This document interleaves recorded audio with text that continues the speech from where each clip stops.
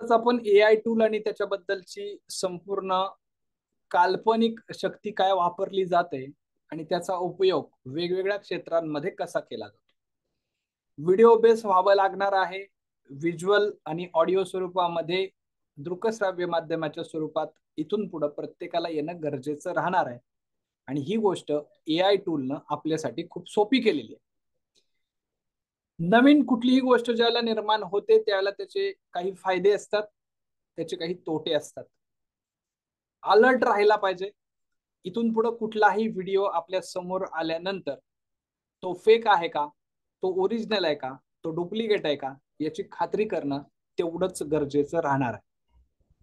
ॲडव्हर्टाइजसाठी, बिझनेससाठी, आपला प्रमोशनल ॲक्टिव्हिटीजसाठी याचा जरूर उपयोग केलाच पाहिजे।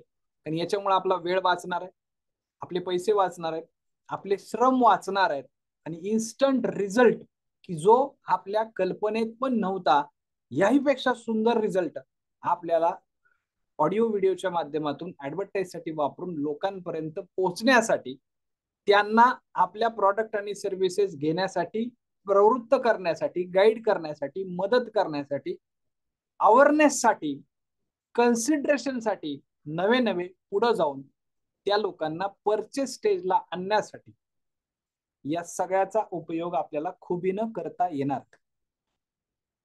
या सगळ्यामधून मग काही लोकांच्या नोकऱ्या जातील का, काही लोकांच्या व्यवसायावरती गदा येईल का, तर दोन्हीही गोष्टी होणार आहेत। पॉझिटिव्ह गोष्टी काय आहेत त्याही बघा, निगेटिव्ह काय गोष्टी त्याही बघा।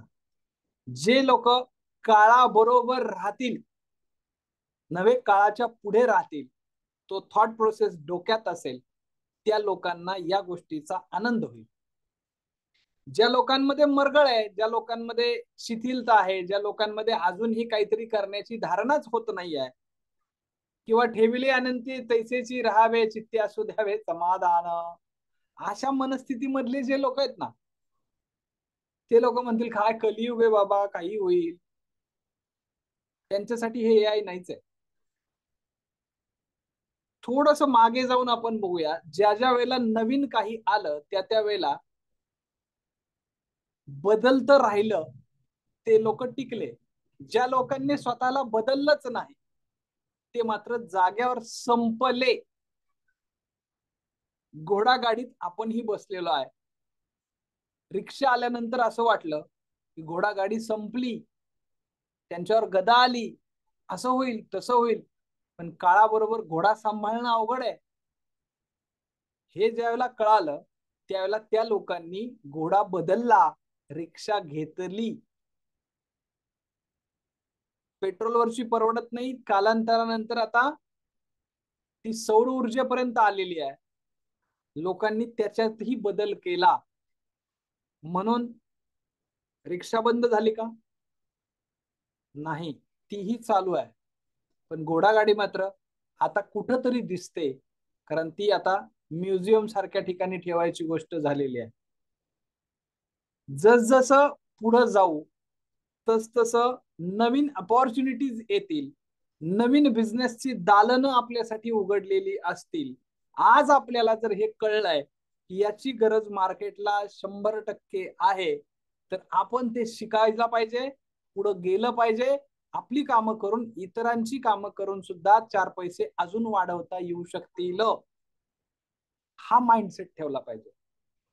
लोकांचं काय होईल, दुनिया कुठं जाईल, मग अमकं होईल का, तमकं होईल का, मग त्याला मी काय करायचं, तर ती जबाबदारी आपली नाहीये। आपल्यासाठी आता आपल्याला काय करता येईल याच्यावरती फोकस करणं गरजेचं आहे। कारण आता जुन्या टेक्नॉलॉजीला अडॉप्ट केलेलं आहे नवीन टेक्नॉलॉजीने, मग प्रत्येक देश याच्यामध्ये आता पुढे यायला सरसावलेला आहे, प्रत्येक देश। आणि याच्यामध्ये भारत देश ही माग नाही, तोही आता अग्रेसर आहे। इव्हन आपल्याला अभिमान असला पाहिजे सुंदर पिचाई यांचा की गुगल सारखी कंपनीचे सीईओ म्हणून ते काम करतात। म्हणजे टॅलेंट इंडियाकडे आहे आणि त्या टॅलेंटचा इतर लोक उपयोग करतात। आपल्याही देशासाठी आपल्याला उपयोग नक्कीच करता येणार आहे। सुरुवात आपण आपल्या छोट्या बिझनेस पासून जरी केली, तो जरी आपण डिजिटल केला, तो जरी आपण बदलला, तो जरी आपण एआय केला, तो आपण विथ चॅट जीपीटी केला, तो डिजिटल बनवला, आपल्यापुरतं आपण बदललेलो असो, तर नक्कीच भारत बदललेला असेल. याच्यातून नवीन नोकऱ्या निर्माण होणार आहेत, नवीन अपॉर्च्युनिटीज येणार आहेत, नवनवीन कल्पनांना आपल्या पंख लावता येणार आहेत आणि गरुड भरारी घेणं शक्य होणार आहे.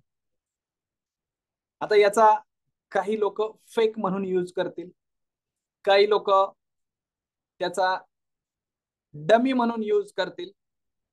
सेलिब्रिटी असतील, आर्टिस्ट असतील किंवा ऍक्टर ऍक्ट्रेसला डमी म्हणून वापरण्याच्या ऐवजी त्यांचे फेक चेहरे वापरले जातील, किंवा अगदी मोठ्या लोकांचे म्हणजे नेते मंडळी असतील, ऑफिसर्स असतील, याही लोकांचे व्हिडिओ काढून इतरांना फसवण्यासाठी सुद्धा या गोष्टींचा उपयोग काही महाभाग करतील.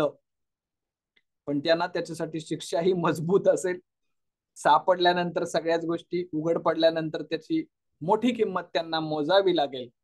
कारण त्यासाठी प्रत्येक टूलच्या साईडला, व्हिडिओच्या साईडला एक लोगो येणार आहे. तो कंपल्सरी राहणार आहे, तो रिमूव्ह करता येणार नाहीये.